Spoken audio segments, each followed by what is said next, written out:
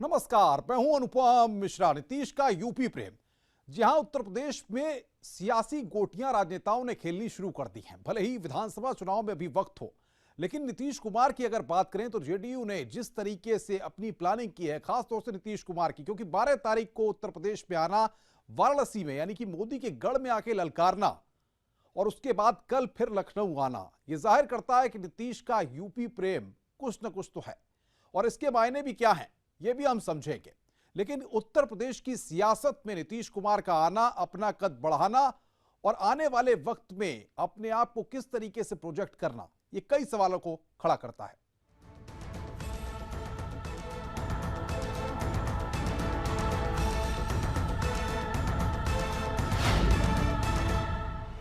उत्तर प्रदेश में चुनावों में भले वक्त है, पर चुनावी घमासान तेज हो गया है। हर पार्टी जनता को यह दिखाने की कोशिश कर रही है कि हम उसके सबसे बड़े हितैषी हैं। जेडीयू भी उत्तर प्रदेश के संग्राम को देखकर अपनी ताल ठोक रही है। नीतीश कुमार उत्तर प्रदेश में हवा का रुख समझकर सियासी गोटियां खेलने की प्लानिंग कर चुके हैं।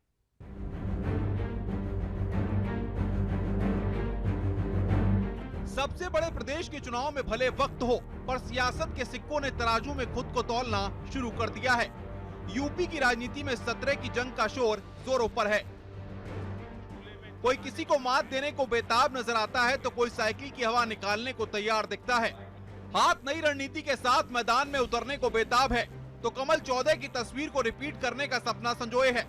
सूबे की सत्ता पर काबिज समाजवादी पार्टी एक और उन परायों को अपना बना रही है जो कभी वक्त के साथ उनके अपने हुआ करते थे।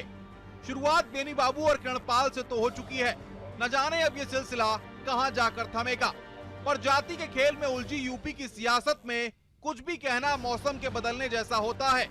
कब कौन सी हवा मौसम बदल दे और यूपी में जातिगत समीकरण सियासत और सियासी चेहरे को बदल दें। कभी ब्राह्मण शंख बजाता है तो हाथी आगे जाता है, तो कभी पिछड़ों और मुसलमानों को साथ लेकर विजय पथ का रास्ता बनता दिखता है। मोदी के हालिया काशी और बलिया दौरे से इतना तो साफ हो गया कि बीजेपी यूपी के किले को फतेह करने के लिए जी तोड़ मेहनत कर देगी। वहीं बीजेपी के विरोधी जेडीयू ने भी यूपी में कदमताल तेज कर सबके होश उड़ा दिए हैं। अब हम सबको कहते हैं भाजपा के लोगों को जो सबका मजाक उड़ाते रहते हैं। नीतीश कुमार ने यूपी के सियासी ट्रैफिक में अपनी गाड़ी उतारकर जाति की हवा को बनारस से एक नया मोड़ देने का संदेश दिया, तो क्षेत्रीय दलों के आकाओं में समीकरणों की सियासत का अंगणित घूमने लगा। मोदी की काशी में नीतीश ने बीजेपी को जमकर घेरा और अपने इरादे जाहिर कर दिए। रविवार को भी नीतीश यूपी की राजधानी में आकर सियासी हमला करने से नहीं चूकेंगे। पिछड़ों को अपना बनाने के लिए दांव सबके अपने हैं। कोई विकास की बात कहकर अपना गाना गा रहा है, कोई योजनाओं के सहारे दिलों को जीतना चाहता है, तो कोई पिछड़ों की दुखती नब्ज पर हाथ रख उन्हें अपना बनाना चाहता है। पर सियासत के मजे खिलाड़ी यूपी को लेकर मैदान में कूद चुके हैं। अब देखना यह होगा कि जाति का फैक्टर यूपी की राजनीति में इस बार किस करवट रंग बदलता है और नेताओं की दुकानों को कितना चमकाता है। Bureau report, ETV news. तो उत्तर प्रदेश का सियासी दंगल है और नीतीश कुमार ने जिस तरीके से उत्तर प्रदेश को एक कहा जाए कि दौरे करने के लिए चुन लिया है, या फिर यह कहा जा सकता है कि अपनी धमक दिखाने के लिए चुन लिया है, क्योंकि जिस तरीके से वाराणसी में वो आए, जिस तरीके से उन्होंने मोदी पर हमला किया और उसके बाद कल लखनऊ फिर आ रहे हैं वो। इसी पर आज हमारी एक बड़ी बहस है, जिसमें हम ये मुद्दा लेकर चल रहे हैं कि नीतीश कुमार के जो उत्तर प्रदेश के दौरे हो रहे हैं या उत्तर प्रदेश के साथ उनका जो ये प्रेम है, इसके मायने क्या है। हमारे साथ खास मेहमान जुड़े हुए हैं। बीजेपी से आईपी सिंह हैं प्रवक्ता, साथ ही साथ आपको बताएं कि डॉक्टर अशोक हैं और मोहम्मद शाहिद साहब हमारे साथ हैं। साथ ही हमारे संवाददाता मनीष कुमार भी बातचीत करने के लिए हमारे साथ जुड़ रहे हैं। सबसे पहले मैं आऊंगा आईपी सिंह साहब आपके पास। नीतीश कुमार आपके पुराने दोस्त हैं, भले ही अब रिश्तों में खटास रही हो, लेकिन किस तरीके से देखते हैं उत्तर प्रदेश में आना, मोदी जी के गढ़ में आकर के उनको चुनौती देना, वहां पर अपनी सभा करना, अपना सम्मेलन करना और उसके बाद कल लखनऊ भी आ रहे हैं वो?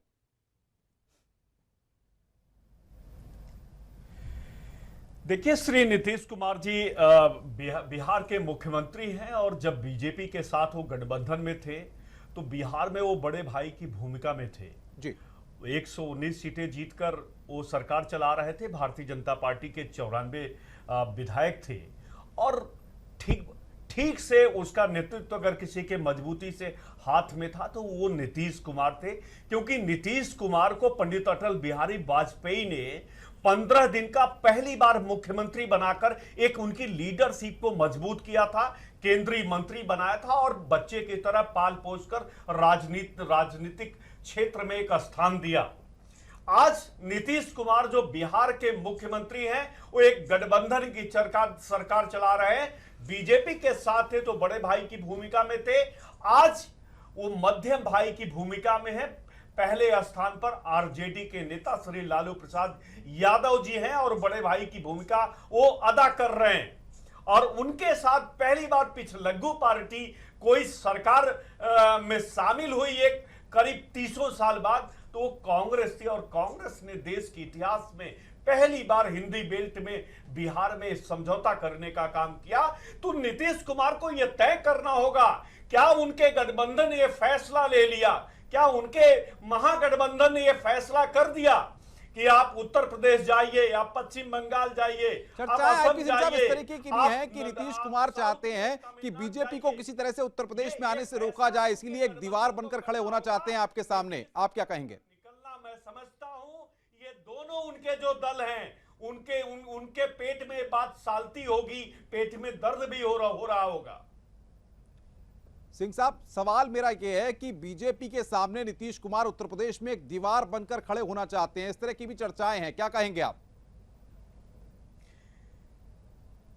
मैं समझता हूं कि समाजवादी पार्टी के शाहिद साहब ही हैं, श्री अशोक सिंह जी हैं, और जेडीयू इससे पहले भी चुनाव लड़ती थी, श्री शरद यादव आते थे, भारतीय जनता पार्टी तय करके बता देती थी कि आपको ये अमुक सीटों पर लड़ना है, और 5-6 सीटों पर जेडीयू जब चुनाव। चलिए सिंह साहब, शाहिद साहब की प्रतिक्रिया लेते हैं। शाहिद साहब, जेडीयू के नेता और मुख्यमंत्री हैं बिहार के नीतीश कुमार लगातार उत्तर प्रदेश का दौरा कर रहे हैं, वाराणसी आ गए, कल लखनऊ भी आ रहे हैं, क्या समाजवादी पार्टी उनको किसी चुनौती के रूप में देखती है? अन्य राज्यों के किसी के सेहत पर कोई फर्क पड़ने वाला बिल्कुल नहीं है। अनुपम जी जरा सा सवाल अपना दोहराएं। शायद साहब, मेरा सवाल यह है कि नीतीश कुमार के जो दौरे हो रहे हैं उत्तर प्रदेश में, बनारस में हुआ, कल लखनऊ भी वो आ रहे हैं, क्या समाजवादी पार्टी उनको किसी तरह की चुनौती के रूप में देखती है? देखिए अनुपम जी, हमारा देश लोकतांत्रिक देश है और लोकतांत्रिक प्रक्रियाओं में हर राजनीतिक दल को हिंदुस्तान के किसी भी स्टेट में जाने का पूरा हक है और कोई भी आ जा सकता है। कभी आप देखिए चुनाव आ रहा है, जैसे एक मौसम है हमारे देश का, बरसात जो मानसून कहलाता है, उसमें बहुत से तरह के लोग निकल आते हैं, बहुत से कीड़े मकोड़े, देखा होगा आपने कि बहुत से निकल आते हैं। कभी कभी एक मिसाल दी जाती है कि बरसाती मेंढक जो टर टर टर टर बोलने लगते हैं। तो उस तरह से राजनीतिक दल देखिए इस तरह आते और जाते रहते हैं। उनको ये सोचना चाहिए, मैं नीतीश कुमार जी बिहार के मुख्यमंत्री, मैं उनके ऊपर किसी तरह की कोई टिप्पणी नहीं करने जा रहा, मैं उनके दल की बात कर रहा हूँ। उनका दल एक 67 या 72 या 75 सीटों का दल है, एक बिहार तक सीमित वाला दल है, जो उत्तर प्रदेश के आधे से भी कम का प्रदेश है। ठीक है, वो मुख्यमंत्री हैं, मैं उनका सम्मान करता हूँ, क्योंकि मुख्यमंत्री की शपथ लिए तो हम लोग संविधान पे यकीन करते हैं, इसलिए सब हमको, मगर उनको पहले अपने दल को देखना चाहिए, अपनी विधायकों की संख्या को देखना चाहिए। उत्तर प्रदेश बहुत बड़ा प्रदेश है, इस देश का सबसे बड़ा प्रदेश है, जहाँ की अलग अलग तरीके हैं राजनीति करने के, अलग अलग समझने के तरीके हैं। शायद साहब, चर्चाएं तो इस समाजवादी पार्टी ने कभी भी किसी बेनी बाबू समाजवादी पार्टी का कुमार से टक्कर लेने के लिए कि आरोप प्रत्यारोप अगर होते हैं तो नीतीश कुमार का जवाब बेनी बाबू देंगे। देखिए बेनी प्रसाद वर्मा जी बहुत बड़े नेता हैं, इसमें कोई दो राय नहीं। उत्तर प्रदेश के बहुत कद्दावर नेता हैं। जिस बिरादरी की आप बात कर रहे हैं, उस बिरादरी में उनसे बड़ी पैठ किसी भी राजनीतिक व्यक्ति की नहीं है, मगर वो किसी जात की राजनीति नहीं करते हैं। बेनी प्रसाद वर्मा जी कभी किसी जात की राजनीति नहीं करते हैं। मैं आपको एक बात बताऊं, वो हमेशा दबे कुचले पिछड़े अल्पसंख्यक, उनके लिए हमेशा वो लड़े हैं, इसलिए आज उनका कद इतना बड़ा है। अशोक सिंह हमारी पार्टी के बहुत कद्दावर नेता है वो, इसमें कोई दो राय नहीं है। देश में आना, नीतीश कुमार का आना, बीजेपी को ललकारना, बनारस में आकर के अब कल लखनऊ आ रहे हैं, तो हो सकता है समाजवादी पार्टी के लिए भी कुछ कहें, आप किस तरीके से देखते हैं? इसमें देखने की कोई बात नहीं। जब मोर्चा बना था बिहार में, और उसके बाद यही तय हुआ था, आदरणीय नेताजी के नेतृत्व में मोर्चा बना था। उसमें हम लोगों ने ये तय किया था कि दक्षिणपंथी विचारधारा के जितने भी लोग हैं, अधिनायक दक्षिणपंथी और अधिनायकवाद के खिलाफ एक मोर्चा तैयार किया जाए, जिससे इस देश में नई क्रांति आ सके। उसका मकसद ये नहीं था कि हम यहाँ समाजवादी पार्टी या बहुजन समाज पार्टी के खिलाफ कोई माहौल बनाने आए। हम माहौल दक्षिणपंथी और अधिनायकवाद के खिलाफ एक मोर्चा बनाकर भारतीय जनता पार्टी को इस प्रदेश में पनपने से, झूठ के वादे रोकने के लिए उनकी सब रूपरेखा तैयार हो रही है। वो इस सरकार के खिलाफ नहीं है, वो कहीं पर भी समाजवादी पार्टी या प्रेजेंट सरकार के खिलाफ बोले रहे हों। आईपी सिंह साहब क्या कहेंगे आप? का मानना है कि हम लोग का एक मकसद है। देखिए, श्री अशोक सिंह जी बहुत ही संभल के बोल रहे हैं। अशोक सिंह जी के मन में कहीं ना कहीं ये बात है कि ये जो महागठबंधन है, क्या आगे चलकर आरजेडी उनके साथ जा सकती है। और ये साफ तौर पे श्री अशोक सिंह जी ने नीतीश कुमार का पक्ष नहीं रखा है, इसलिए इससे अनुमान लगाया जाता है कि बिहार में बहुत कुछ अच्छा नहीं चल रहा है। नीतीश कुमार बिना आपसी सहमति के जो उत्तर प्रदेश का उन्होंने प्रवास प्रारंभ किया, आपको याद होगा जब ये गठबंधन बिहार में सरकार बना रहा था, तो बनारस आने का सबसे पहला फैसला श्री लालू प्रसाद आरजेडी के मुखिया ने किया था। चूंकि ये देश का सबसे बड़ा सूबा है, उसमें शाहिद ने बहुत स्पष्ट तौर से कहा कि जब चुनाव आते हैं तो राजनीतिक दल, चाहे वो ममता जी हो या जया जी हो, उनको सिंह भी साहब मैं कहीं आऊंगा ना आपके कहीं पास। ये जाहिर समझ तौर में पर आता है चुनाव कि आते हैं उत्तर तो प्रदेश की मंडराना शुरू हो राजनीति जाता है, तमाम नेता अलग अलग पार्टियों के आते हैं। मनीष कुमार बातचीत करने के लिए हमारे संवाददाता हमारे साथ जुड़े हुए हैं, जो लगातार राजनीतिक पार्टियों की गतिविधियों को बड़े करीब से देखते हैं। मनीष, नीतीश कुमार का उत्तर प्रदेश प्रवास शुरू हो गया है, पहले बनारस आए, अब कल लखनऊ आ रहे हैं। क्या राजनीतिक मायने हैं इसके, क्या मतलब निकाला जाए, क्या हो सकता है पीछे इसके? अनुपम, देखिए, ये तो 2 अपडेट है, लेकिन इसके अलावा एक तीसरी अपडेट ये है कि बहुत जल्द नीतीश कुमार प्रदेश के सभी 18 मंडल मुख्यालयों पर कार्यकर्ता सम्मेलन भी करने वाले हैं जी। इस प्रोग्राम का ऐलान नीतीश कुमार के लखनऊ दौरे के बाद कभी भी किया जा सकता है। तो सिर्फ बनारस और लखनऊ ही नहीं, बल्कि प्रदेश भर में नीतीश कुमार रैली करेंगे।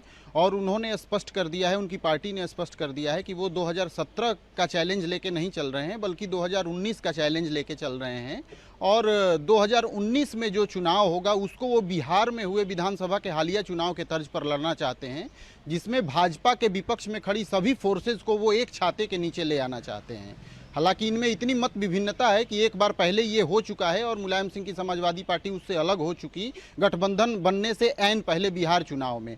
तो ये सारी फोर्सेज जो कि बीजेपी के अगेंस्ट खड़ी हैं, वो एक साथ आ जाएं, ये अपने आप में एक बहुत बड़ा चैलेंज है। तो अब ये देखना है कि इसको कैसे नीतीश कुमार भली भांति कर पाते हैं। मनीष, मैं आऊंगा और आपके पास, अनुपम, ये भी हम नहीं आपसे बातचीत करेंगे। मनीष, अशोक जी, आईपी सिंह साहब और साथ ही साथ मोहम्मद शाहिद साहब, आप हमारे साथ बने रहे। आगे भी हम ये चर्चा जारी रखेंगे, साथ ही साथ और पहलुओं को जानने की कोशिश करेंगे कि आखिर नीतीश का प्लान क्या है उत्तर प्रदेश को लेकर के, किस तरह की रणनीति है और किस तरीके से तमाम दलों के लिए मुसीबतें बढ़ सकती हैं। एक ब्रेक के लिए रुक रहे हैं, ब्रेक के बाद चर्चा जारी रहेगी।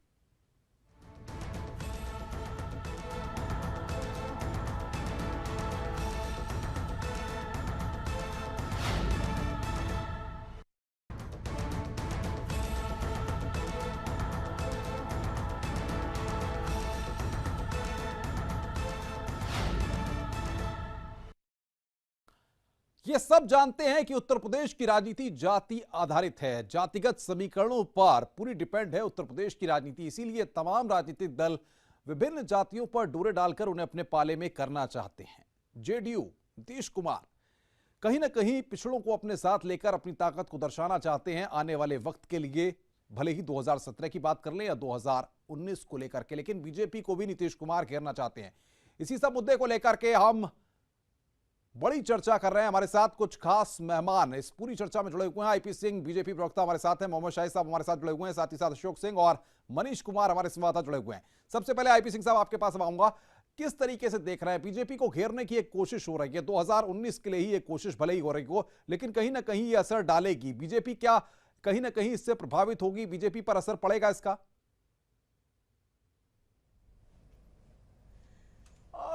फौरी तौर पे अगर अनुपम, अगर मैं मनीष की बातों पर कहीं अगर मैं सहमति दूं जी। तो सवाल लाख टके का सवाल ये खड़ा होता है कि अभी 2019 की दूरी बहुत लंबी है और नीतीश कुमार का वहां से चलकर उत्तर प्रदेश में ये दूसरा कार्यक्रम, चूंकि लखनऊ राजधानी है उत्तर प्रदेश का, इसलिए किसान मोर्चे का कोई कार्यक्रम उसमें कल वो जरूर शिरकत करेंगे।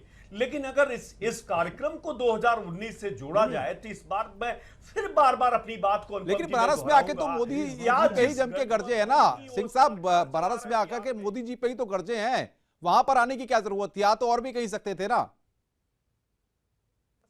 सवाल ही नहीं। नीतीश कुमार कोई इंपैक्ट आज तक उत्तर प्रदेश में नहीं छोड़ पाए हैं। नीतीश कुमार के जो बिहार से सटा हुआ पश्चिम बंगाल है, उड़ीसा है, झारखंड है, जब इन राज्यों पर इसका इंपैक्ट नहीं पड़ता है जेडीयू का या आरजेडी का, आप कैसे? साहब आपसे जानना चाहूंगा, अगर समाजवादी पार्टी का साथ चाहेंगे नीतीश कुमार बीजेपी को रोकने के लिए, तो क्या आप साथ देंगे?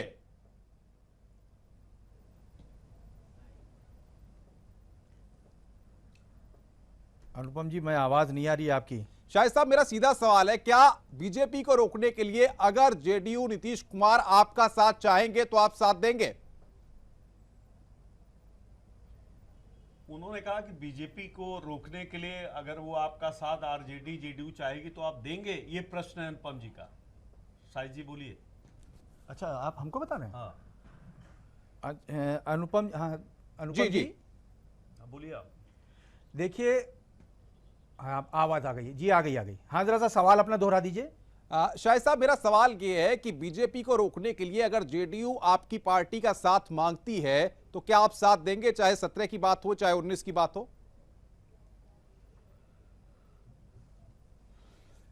देखिए, सबसे बड़ी बात यह है कि उत्तर प्रदेश में और राष्ट्रीय स्तर पर हमारे राष्ट्रीय अध्यक्ष श्री मुलायम सिंह यादव जी के नेतृत्व में जो लोग भी, जितने भी इस समाजवादी सोच के लोग इस देश में हैं और जितने भी राजनीतिक दल हैं, वो अगर हमारे राष्ट्रीय अध्यक्ष श्री मुलायम सिंह यादव जी के नेतृत्व में काम करना चाहते हैं तो उनका स्वागत है। उत्तर प्रदेश में देखिए, हमारी लड़ाई विकास समर्थक और विकास विरोधियों से है। हमारी विकास विरोधियों से लड़ाई है, जिसमें भारतीय जनता पार्टी भी है, बहुजन समाज पार्टी भी है, और भी दल हैं जो लोग भी विकास का विरोध करते हैं, उनसे हमारी लड़ाई है। क्योंकि हमारा एजेंडा खुला है और 2012 से 2017 में भी हमारा एजेंडा होगा विकास का। उत्तर प्रदेश आपका एजेंडा विकास का। अशोक जी, आप कह रहे थे कि बीजेपी को घेरना और सबको यहां पर एकजुट करना है जो कि बीजेपी के विरोधी हैं। ऐसे में जो विरोधी दल होगा, विरोधी गुट होगा, उसका नेतृत्व कौन करेगा? क्या नीतीश कुमार करेंगे? जुमलेबाजी की थी, हमको इस तरह की कोई आदत नहीं है, क्योंकि हमारे राष्ट्रीय अध्यक्ष ने अभी एक मिनट में अपनी बात पूरी कर लूं तब आप बोलिएगा। अशोक भाई, मैं ये कह रहा था कि देखिए, उत्तर प्रदेश में नहीं, देश में इन सांप्रदायिक शक्तियों को रोकने के लिए हमारे राष्ट्रीय अध्यक्ष श्री मुलायम सिंह यादव इस देश के सबसे बड़े योद्धा हैं। आज तक किसी ने भी, आज 2.5 डिकेड होने जा रहा है, 2.5 दशक होने जा रहा है, हिंदुस्तान की तारीख में इतना बड़ा कोई भी योद्धा, सांप्रदायिक शक्तियों को रोकने वाला कोई भी अभी तक नहीं हुआ। आप देखिए, जितने भी लोग हैं, आप जिनकी शाहिद साहब, मैं आऊंगा आपके पास, बातचीत करूंगा। जी अशोक जी, आप अपनी बात रखें।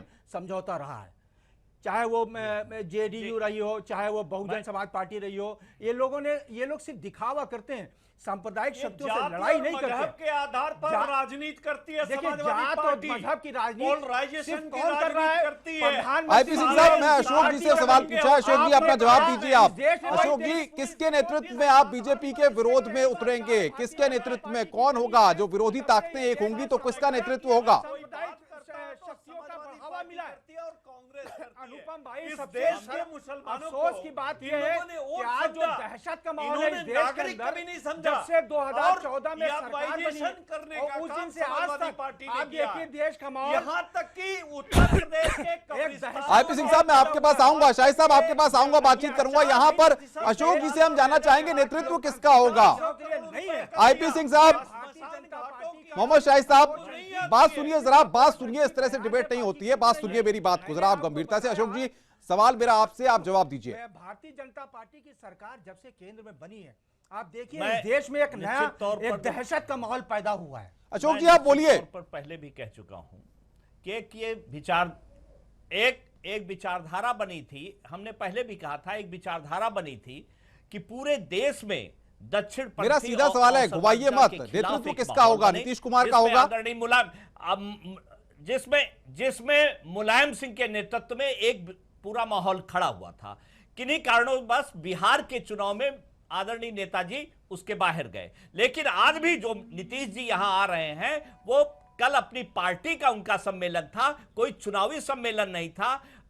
कल जो आएंगे वो किसान मंच के एक प्रोग्राम में आ रहे हैं।